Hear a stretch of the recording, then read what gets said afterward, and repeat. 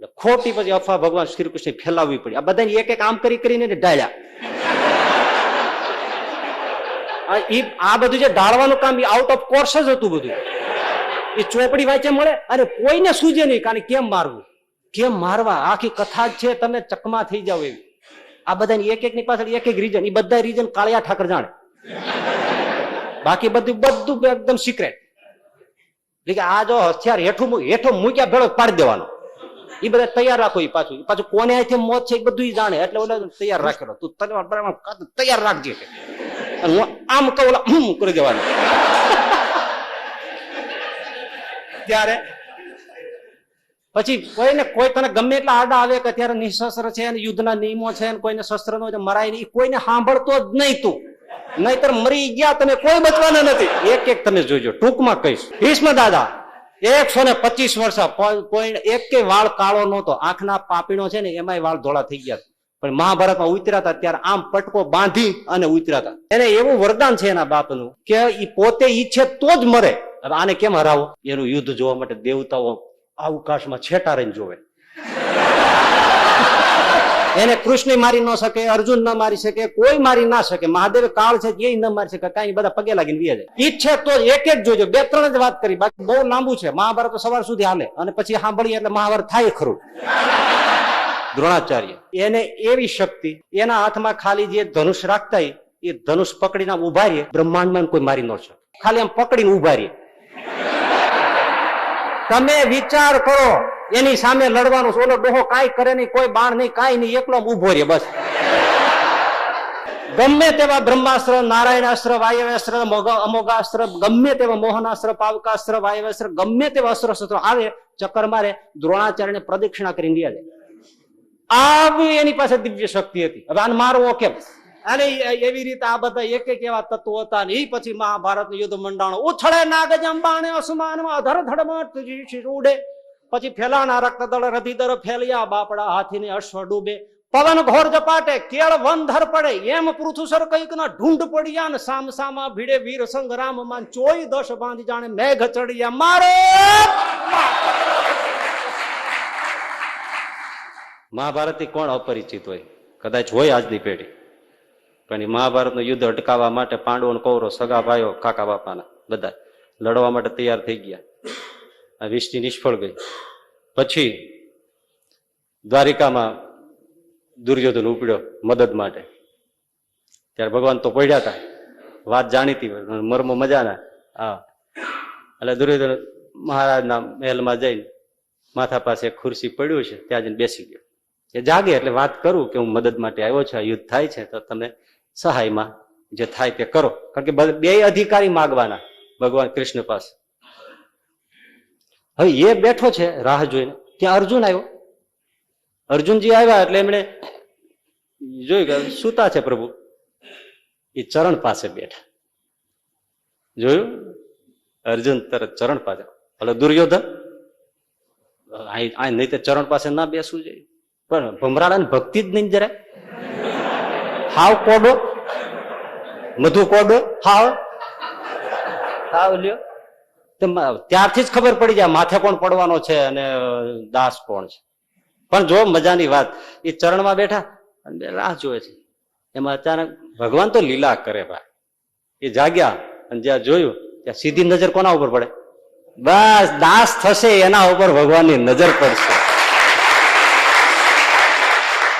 દાસના દાસ થઈને જે રહેશે વળી સત્સંગમાં, ભક્તિ તેની ભલી માનીશ વળી રાચીશ તેના રંગમાં. સેજે દાસ ઉપર નજર પડે. અમે સારો સેવક હોય તો સૌ પેલા યાદ કરે ને. તમારે બહાર જવાનું હોય તો જે સારામાં સારો તમારા નોકર હોય કે જે બહુ દાસ ભાવે તમારી રુચિ જાણીને સેવા કરતો, એમ કે એને લઈ લ્યો. બધાની નજર પડે. ઓહો અર્જુન તું આવ્યો? હા હા પ્રભુ, કઈ કામકાજ હોય કેજો. ત્યારે ઓલું બોલ્યું એ કે પ્રભુ હું પણ લ્યો. તમે પણ આવ્યા છો? હા બોલો શું આવ્યા છો? મહારાજ મહાભારતનું યુદ્ધ છે એટલે અમે મદદ માટે આવ્યા છે. એમ સારું, બે એ જ માટે આવ્યા છે. તો જો આમાં એવું છે, બેયને મારે મદદ કરવી કૌટુંબિક રીતે ફરજ આવે. એટલે એક બાજુ નારાયણી સેના છે, ભગવાનની સેનાનું નામ નારાયણી સેના, અસ્ત્ર શસ્ત્રથી વેલ ઇક્વિપ્ડ, એ મારી નારાયણ સેના છે એક બાજુ હું, પણ હું કોઈ હથિયાર નહીં લઉં. હવે આ બે માંથી જે લેવું એ પસંદગી કરવાની છે. એક બાજુ નારાયણી સેના, બધા તમામ અસ્ત્રો સાથે, અને એક બાજુ હું કોઈ હથિયાર નહીં લઉં, અડીશ જ નહીં. આ પ્રતિજ્ઞા અર્જુન માગી લે. અને દુર્યોધન કે મહારાજ પેલા હું આવ્યો છું, એટલે પેલા મારે માગવાનું છે. ભગવાન કે જો તમે પેલા આવ્યા છો, પણ મારી નજર પેલા અર્જુન ઉપર પડી છે, એટલે પેલા અધિકાર એનો જ છે માગવાનો. અને દુર્યોધનને થઈ ગયું કે આ ભૂલ થઈ ગઈ, હવે આ જો માગી લે તો પછી મારી પાછળ શું બચે. મહારાજ પણ ના વિવેક આમાં એ જ છે કે મારી નજર પેલા પડી, એટલે હું એને પેલા માગવાનું આપું છું. અર્જુન માગી લ્યો તમે. દુર્યોધનને પરસ્યો વળે, એને મનમાં નક્કી જ હતું જે જોતું હતું કે મારે નારાયણ સેના માગવી છે. આ હથિયાર વગરના બાબાજીને મારે શું કરવા? કઈ લડે નહીં, કઈ ઉલટાના નડે, અને આ તો નટખટી છે. ઘણાને ભગવાન નડતો લાગતો હોય છે. નારાયણી સેના, અને સેના જ માગે ને, યુદ્ધ કરવું છે ને, સૈન્ય જ માગે ને. એટલે અર્જુન આ ન માગી લે, આ ન માગી લે. એમાં અર્જુને કીધું મહારાજ માગી લો તો કા માગો. મહારાજ મારે નારાયણી સેના નથી જોઈતી, મારે આપ બસ છો. દુર્યોધન પ્રસન્ન થઈ ગયો કે હશ, મારે જોઈતું તે મળી ગયું. ભગવાન મંદ હસ્યા દુર્યોધનની સામે જોઈ. તને સંતોષ થઈ ગયો? હા બસ મહારાજ, તારે એ જ જોઈતું હતું, એ જ જોઈતું હતું. ચાલો મારી નારાયણી સેના તમને આપી. અને અર્જુન હજી વિચાર કરી લ્યો, કારણ કે જો હથિયાર નથી લેવાનો, હથિયાર નથી લેવાનો તો કે મહારાજ જરાય હથિયાર ના લે, કોઈ જરૂર નથી, મારે આપ જોઈએ છે. આમાં મેદાન જીતી જવાય છે. આ કોણ આવું આ જિંદગીમાં આવું પસંદગી કરે છે કે મારે ભગવાન જોઈએ છે? અને નારાયણી સેના એક દ્રષ્ટિ બીજું શું છે? આ પૈસો છે, સ્ત્રી છે, છોકરા છે, સંબંધો છે, સંપત્તિ છે, પદ છે, પ્રતિષ્ઠા, આ સંસારમાં જે કઈ બધું ફેલાયેલું છે એ બધી નારાયણી સેના છે. આપણી સામે મૂક્યું હોય, એક બાજુ આ બધું છે, કરોડો રૂપિયા, બંગલા, મોટર ગાડી, પદ, પ્રતિષ્ઠા, બધા રાજા મહારાજાની સમૃદ્ધિ એક બાજુ એ છે, અને એક બાજુ આ ફૂલ હુંકતા ભગવાન બેઠા હોય. બેમાં કયો જોઈએ? તો કે મારે ત્યાં આવવું જ છે, પણ પેલા આ જોઈશ. આપણે બધા દુર્યોધનના ભાઈ છીએ. એ ટાણે એમ થાય કે ના, અમારે કશું જ જોતું નથી, અમારે ભગવાન જોઈએ છે, પ્રભુ તમે જ જોઈએ છે, બસ. અને દુર્યોધન ખુશ થઈ ગયા. એટલી દુર્યોધનમાં એમાં એટલે આપણે સમજવાનું, આપણામાં એટલી અક્કલ નથી, એમ દુર્યોધનમાં એટલી અક્કલ નથી.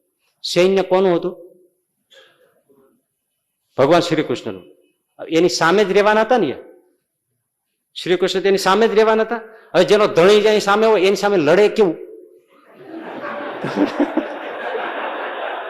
આટલો એને જો કેલ્ક્યુલેટ કર્યું હોત તો તરત ખબર પડી જાય. હવે જેનો માલિક જ્યાં સામે બેઠો છે અને કૃષ્ણને ઓળખે છે, ઈશારો કરે તો બાણ નો મારે. હવે એનું સૈન્ય એની સામે લડે કોઈ દી? અને તોય મૂર્ખો માગીને બેઠો. જો દાપણ હોય ને તો માગ્યા, અર્જુને માગ્યું કે મારે તમે જોઈ છે, તો દુર્યોધન એમ કીધું મારે બે તમે એમને આપી દે, મારે કઈ નથી જોઈતું, તો બહુ સારું થાત. પણ આ તો ઉલટાની જગ્યા રોકી અને બધું હારી ગયું. છે તો ખરું ને, આપણને પૂછ્યું નહીં, એ ફોન કર્યો તો આપણે જવાબ દઈ દે. ના, ઘણી વાર મોટા માણસો બહુ મોટી ભૂલો કરતા હોય છે. એટલે એ સૈન્ય માગી લીધું. હવે તમે જુઓ કે એ મહાભારતના યુદ્ધમાં અને મંડાણ થયા, એક બાજુ 11 અક્ષોહિણી સૈન્ય આ રીતે દુર્યોધને ભેળું કર્યું, અને 7 અક્ષોહિણી સૈન્ય. કેટલો ફાંસલો! 4 અક્ષોહિણી એટલે અમુક લાખોની સંખ્યામાં. એટલું અર્જુનની પાસે સૈન્ય 7નું, પહેલાની પાસે 11 અક્ષોહિણી સૈન્ય. સમજો ને, માનો કે લાખ, તો આની પાસે 7 લાખ, એની પાસે 11 લાખ સૈન્ય. અને પાછા પાંડવ એટલે કૌરવો પાસે, એટલે દુર્યોધન પાસે કેવા મહારથીઓ! અહીં એવા નહોતા. હો, અર્જુનને અહીંયા સલામ છે. મતલબ કે આપણે જો સમજીએ ને તો અહીંયા જ આપણી જીત છે. આ જ જીવનમાં મુદ્દો સમજવા જેવો છે. સામે ભીષ્મ દાદા, એક એક તમે જોજો, ટૂંકમાં કહીશ પણ મજા આવી વાત. ભીષ્મ દાદા એને એવું વરદાન છે એના બાપનું કે એ પોતે ઈચ્છે તો જ મરે. હવે આને કેમ હરાવો? એને કૃષ્ણ મારી ન શકે, અર્જુન ન મારી શકે, કોઈ મારી ના શકે. મહાદેવ કાળ છે એ ન મારી શકે, કઈ બધા પગે લાગીને વ્યા જાય. હવે એવાની સામે લડવાનું છે. એ ભગવાન શ્રી કૃષ્ણ વગર મેળ પડે? કોઈ દિવસ જો અર્જુને જો આ પસંદગીમાં ભૂલ કરી હોત ને તો જીતત નહીં. એટલે મરે જ નહીં ડોહો, મારે નથી મરવું, એટલે શું કરું? આવું જ નથી, સાફ કરીને જ જવું છે. શું કરો તમે? હજી બેઠા હોત. આ તો દયા કરી, નહીં ત્યારે દિલ્હી ગાદી એમને રોકીને બેઠા હતી. પણ મરે જ નહીં, લો ઈચ્છે તો જ મરે. આ કેવું કહેવાય? કેવા વિચાર કરીએ તો માણસને કંપા આવી જાય કે આની સામે લડવું કેમ, એ પેલા જ કહી દે કે આપણે કઈક સમાધાન કરી નાખો. ઈચ્છે તો એક એક જોજો, 2-3 જ વાત કરી, બાકી બહુ લાંબુ છે. મહાભારત તો સવાર સુધી હાલે અને પછી સાંભળીએ એટલે મહાભારત થાય ખરું. ભીષ્મ દાદા 125 વર્ષ કોઈ એક વાળ કાળો નહોતો. આંખના પાપીણો છે ને એમાંય વાળ ધોળા થઈ ગયા. પણ મહાભારતમાં ઉતર્યા હતા ત્યારે આમ પટકો બાંધી અને ઉતર્યા હતા. પોપચા ઢળી જતા 125 વર્ષ, પણ આમ બાંધીને ઉતર્યા હતા. અને હાથમાં જે ધનુષ્યમાન આખો રથ અસ્ત્ર શસ્ત્રોથી પીર્યો હોય અને ભીષ્મ મારે લઈને મારે. ભારત વર્ષનો 1 નંબરનો યોદ્ધ. એનું યુદ્ધ જોવા માટે દેવતાઓ અવકાશમાં છેટા રહીને જોવે.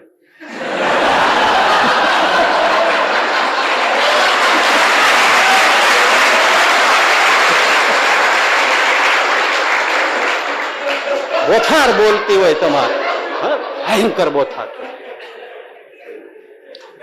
દ્રોણાચાર્ય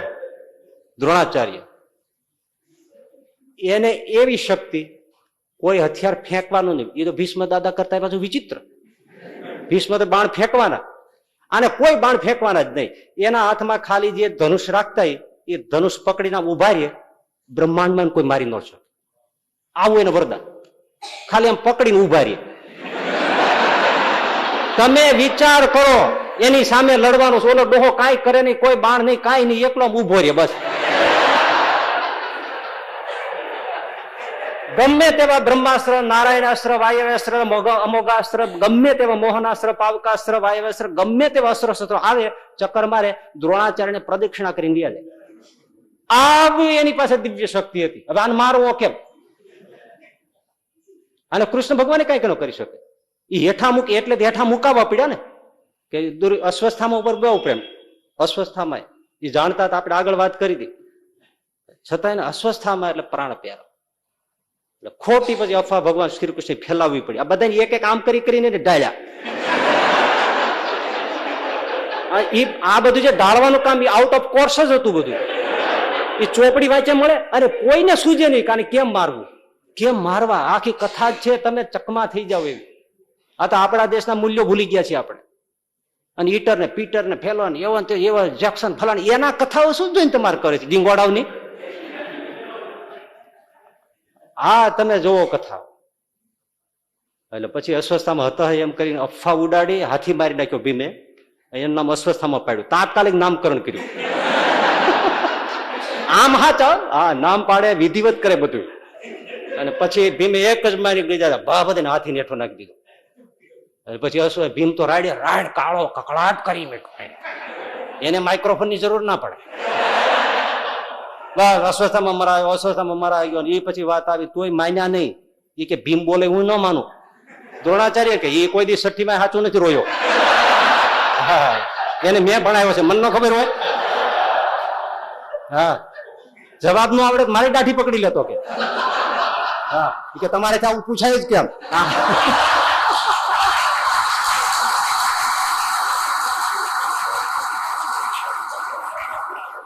એટલે આને એ કોઈ સાચું બોલે જ નહીં. ધર્મરાજ યુધિષ્ઠિર બોલે, એ કોઈ દિવસ અસત્ય બોલતા નથી. એ જો બોલે કે અસ્વસ્થામાં હતા તો જ હું માનું, તો જ હું અસ્ત્ર. અને પાછું પ્રતિજ્ઞા એની, મારા અસ્વસ્થામાં જો કાંઈ થાય તો હું શસ્ત્ર મૂકી દઉં. આ બધાની એક ની પાછળ એક રીઝન. એ બધા રીઝન કાળિયા ઠાકર જાણે, બાકી બધું એકદમ સિક્રેટ. આ જો હથિયાર હેઠો મૂક્યા ભેળો પાડી દેવાનો. એ બધા તૈયાર રાખો. એ પાછું કોને અહીંથી મોત છે એ બધું જાણે. એટલે ઓલા ધૃષ્ટદ્યુમ્નના હાથે દ્રોણાચાર્યનું મોત હતું. ધૃષ્ટદ્યુમ્ન તૈયાર રાખેલો, તું તૈયાર રાખજે. અને હું આમ કહું, કરી દેવાનું. ત્યારે પછી કોઈ તને ગમે એટલા આડા આવે કે અત્યારે નિશસ્ત્ર છે, યુદ્ધના નિયમો છે, કોઈને શસ્ત્ર નો મરાય નહીં, કોઈને સાંભળતો જ નહીં તું. નહીતર મરી ગયા તમે, કોઈ બચવાના નથી. હા, મોકો આપીશ.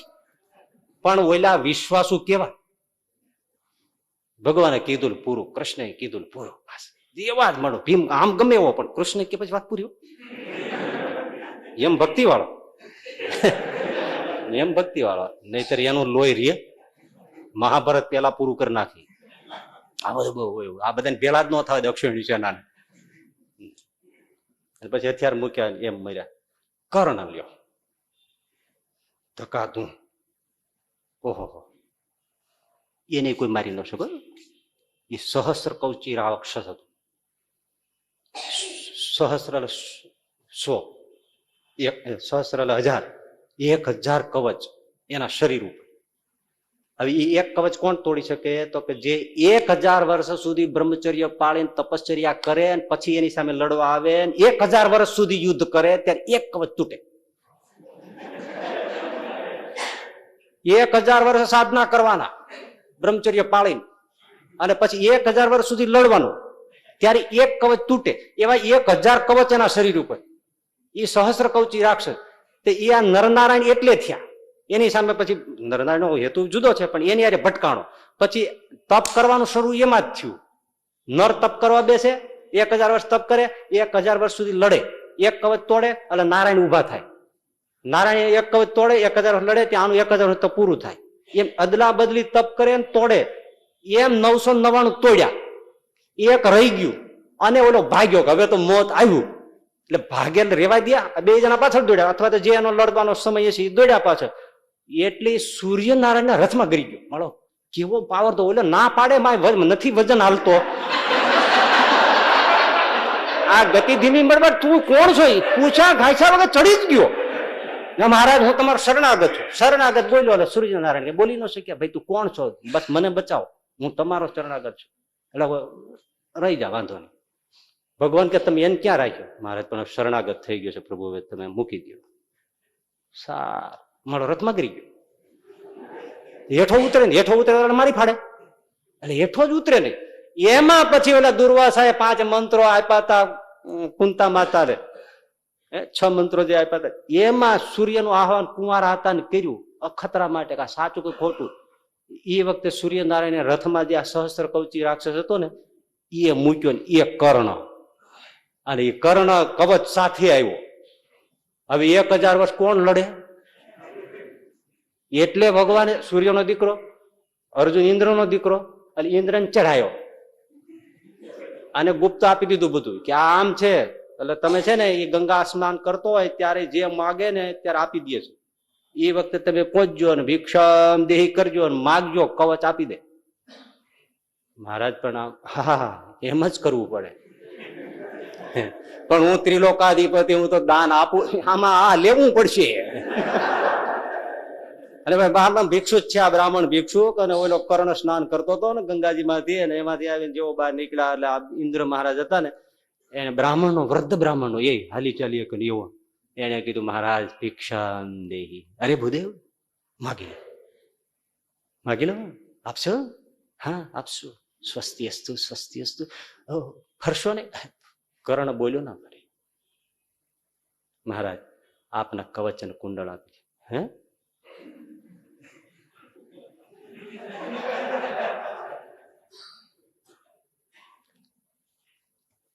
આપ બ્રાહ્મણ નથી પણ ઇન્દ્ર છો, ઓળખી ગયો.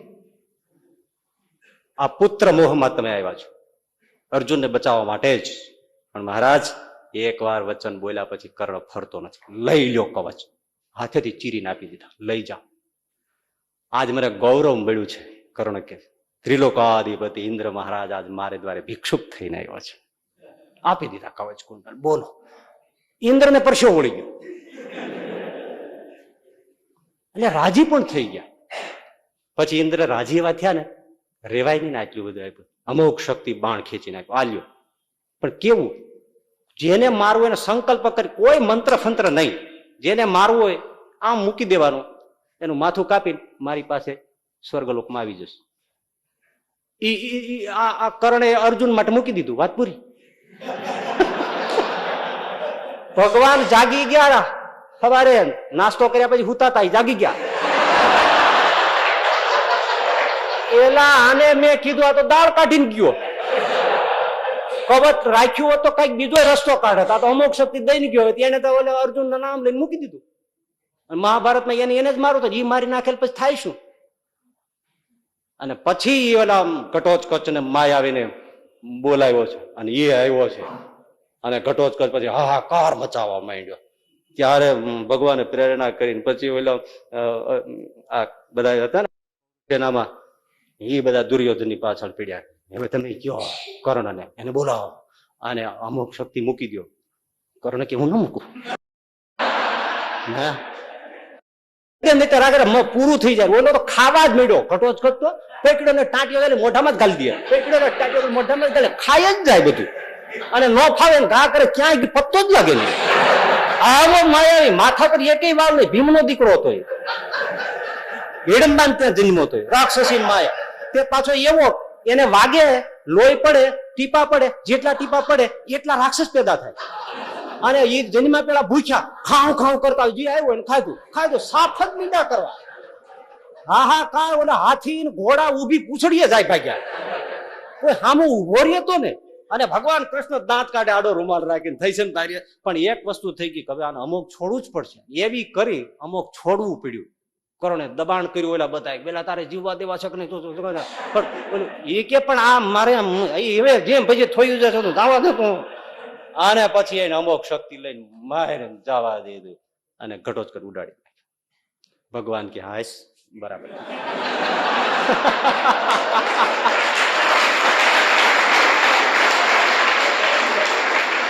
આ જીતાય કોઈ દિવસ. અને એવી રીતે આ બધા એક એક એવા તત્વો હતા ને. એ પછી મહાભારત યુદ્ધ મંડાણો. ઉછળે નાગ જંબાણે અસમાનમાં અધર ધડમાં ઉડે. પછી ફેલાણા રક્તદળ રધિદર ફેલિયા બાપડા હાથીને અશ્વ ડૂબે. પવન ઘોર જપાટે કેળ વન ધર પડે. એમ પૃથુસર કઈક ના ઢૂંઢ પડ્યા ને સામ સામા ભીડે વીર સંગ્રામ માન ચોઈ દશ બાંધી જાણે મેઘ ચડિયા મારે.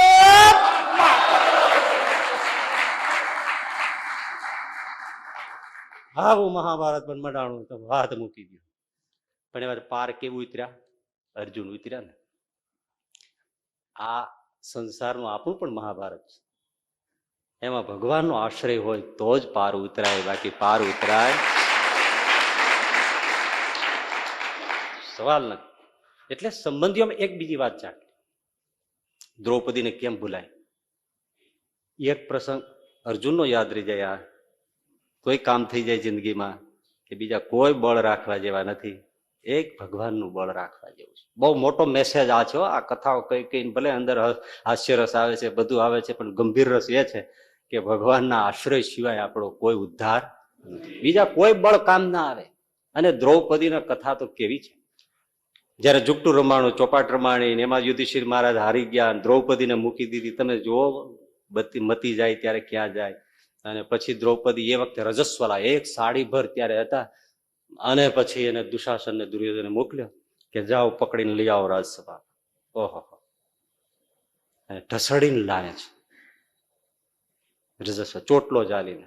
એક વખતની મહારાણી કે જેના વાળને ઉચકનારી કેટલી દાસીઓ હોય, આજ એના જ ભાઈઓ પરિવાર. અને રાજસભામાં પાછું તમે જુઓ આજનું વાતાવરણ આપણે જોઈને તો ઘણી વાર એમ લાગે કે અત્યારે સારું છે. આવી રીતે કુળ વધુની દશા થાય. ધૃતરાષ્ટ્ર અંધ બેઠો હોય, મહારાજા બેઠા છે. આ કુળ પાછું ઘરની જ મીટિંગ કયો ને.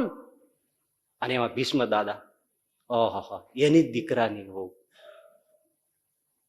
દ્રોણાચાર્ય, કૃપાચાર્ય, આ બધા મોટી મોટી હસ્તીઓ. આવું કોઈના ઘરમાં થાય? કોક તો વ્રત બોલે, કોઈ બોલે. દ્રૌપદીને એમ છે 5 પાંડવો છે મારે. અર્જુન એટલે નામ પડે તો ઇન્દ્રાસન ધ્રુજે. વાત સાચી હો. પાછું જો આટલું કીધું છે એટલે એમ નહીં માનવાનું કે કર્ણને એ પહોંચી ન વળે. અર્જુન એટલે અર્જુન છે. પછી બધી વાત ગહન છે સમજવી. ઘણા લોકો પછી બહુ કર્ણન મળે ખેંચવા એટલે એમ થઈ જાય. એમ નથી. અર્જુન કઈ સામાન્ય નથી, પણ છતાં વિકટ ઘણું છે. આ કઈ ભીષ્મ સામે દ્રોણ સામે એમ બધે લડવું કરવું એ સામાન્ય નથી. પણ છતાં એક વસ્તુ કહું કે એ બધા હતા ખરા, પણ એ બધાને અર્જુન જુદી જ રીતે પહોંચી એવી શક્તિ હતી, છતાં કઠણ ઘણું સમજવું. હવે એ બધું સમજાવવા જાય તો હું નકામું બહુ મોટા ટાઈમ લે. હવે એટલે દ્રૌપદીને મનમાં બળ છે કે મારા 5 પતિ, એક પતિ હોય તોય બળ હોય સન્નારીને, અને આ 5 પતિઓને આવા મને કોણ અડાડી, ભલે લઈ જાય. છેવટે ભીષ્મ દાદા તો છે જ, દ્રોણાચાર્ય છે, આ બધા તો મારા વડીલો છે, મને શું કરવાના છે. પણ જયારે એમાં એમ બોલ્યા દુર્યોધન કે દુશાસન ઉઠ અને નગ્ન કરી નાખ, આ હા હા ભર સ્વભાવ, ત્યારે એમાં કર્ણે ટાપસી પુરાવી છે. વૈશ્યા કો ઇજ્જત ક્યાં, આટલા બધું બહુ અમુક બોલીએ ત્યારે આપણને પણ 5 પતિ છે ને, કેવી સતીને કેવું લાગ્યું છે, કેવું અપમાન હશે. અને આ બેઠા છે ને ભીષ્મ દાદા બેઠા છે, અને એમાં એમ થાય કે દુશાસન ખેંચી લે સાડી. અરા કલ્પના કરીએ તો જો રૂવાડા બેઠા થઈ જાય આવી વાત છે બધાની વચ્ચે. અને દુશાસન ઉભો થયો છે, પૂજામાં 1000 હાથીનું બળ. દુશાસન ને 1000 હાથીનું બળ, એ જમાનાના હાથી, આજના નહીં. 1000 હાથીનું બળ, ભુજામાં બળ દુશાસન ને. ઓહો, એ ઉભો થયો, સાડી પકડવા જાય છે. શું પછી પરિસ્થિતિ થાય સાંભળો તમે. એક છે હરી એક છે, અરે એમાં જુદો ના જાણો જરી. એક છે હરી એક છે, ઝપટથી એણે ચીર જાલ્યા, ક્રોધ દુશાસન કરી. ભીષ્મને ગુરુ દ્રોણ બેઠા, અરે મોઢા હેઠા જો કરી. એક છે હરી એક છે, આપણો હરી સિવાય બીજું કોઈ નથી. જેના ઉપર બળ હતું બધા હેઠા મોઢા જોઈ ગયા, કોઈ બોલી શકતા નથી, કારણ બધા બંધાયેલા છે. એના કારણો જુદા છે. ભીષ્મ કઈ ન, તમને ખબર છે આમ દવા એ દ્રશ્ય જોતા હતા ખાલી મુઠ્ઠી વાળી હતી ને ભીષ્મ દાદાએ, આ દ્રશ્યના સાંભળ્યું ને, આમાંથી જેમ તરબૂચને નીચોવાને પાણીની ધાર થાય ને એમ રક્તની ધારો વહીતી ભીષ્મ દાદાને. આ દ્રશ્ય કેમ વડીલ, કેમ આટલી મર્યાદા વાળો શીલ વાળા પુરુષો ને એવા એમાં આ થાય. ખાલી આમ આ જોઈને સાંભળી ન શક્યા, ઉઠી ન શક્યા, આમ મુઠ્ઠી દબાવી આમાંથી રુધિરની ધારો વહેવા માંડી ભીષ્મ દાદા. આ વર્ણન છે. પણ શું કરે, શું કરે યુધિષ્ઠિર મહારાજ આગલે દિવસે મળી આવ્યા હતા એને. હવે બહુ મોટી કથા છે, હું તમને કહેવા જાઉં તો બહુ લાંબુ થઈ જાય. એને પગે પડીને કીધું તું કાલ જે કાંઈ સભામાં થાય ને તમે એક શબ્દ બોલતા નહીં, મારા હમ છે. આવા બાંધી લીધા હતા કે આને બીક ઘરી ગઈ હતી. એ આખી મહાભારતની ભવિષ્યવાણી વ્યાસજી આવ્યા હતા છેલ્લે. એને કીધું હતું કે તારા હાથે છે ને ભયંકર યુદ્ધ થવાનું છે ને એમાં તું વચ્ચે તું હોય છે. અને આ ધર્મરાજ થી ગભરી ગયેલા, એ કે મારા હાથે રક્તપાત થવાનો છે. એટલે જે કે એમાં હા લડવું જ નથી, એટલે ઝૂકટામાં હા પાડી. ભાઈ કોઈ હિસાબે એ દુર્યોધન કેમ હા પાડો, લડાઈ જ ન થાય ને એટલે કોઈ હિંસા જ ન થાય. પણ જેમ હા પાડતા કે એમ થઈને ઉભું રહ્યું. તમે જોવો કે આપણું ધાર્યું થાય, ના પાડી હોત તો ન થયું હોત. પણ એ કે આપણે કાંઈ કરવું નથી. એટલે એને એમ થયું કે આ થાય, સવળું નથી થવાનું, શકુની વચમાં કરવાનો છે, બધું જાણતા હતા. તમે કઈ બોલતા એ કઈ વચન આપ્યું છે કે બેટા ગમે તે થાય હું નહીં બોલો. હવે શું કરવું? એક બાજુ આ છે, એક બાજુ યુધિષ્ઠિર છે. આહા, તો ઝપટથી એને ચીર જાયલા, ક્રોધ દુશાસન કરી. ભીષ્મને ગુરુ દ્રોણ બેઠા, અરે મોઢા હેઠા જો કરી. એક છે હરી એક છે, અરે એમાં જુદો ના જાણો જરી. એક છે હરી એક છે, પાંડવ નારી ત્યારે પુકારી. બહુ નામી હવે આવી બની, વારે ધાજો વિઠલા હવે.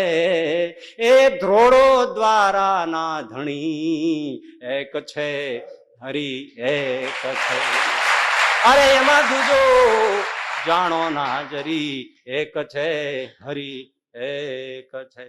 પણ પુકારતામાં તો મારો વાલો તરત પધાર્યા, પવન વેગે પરવરી, પવનની ગતિએથી આવ્યા.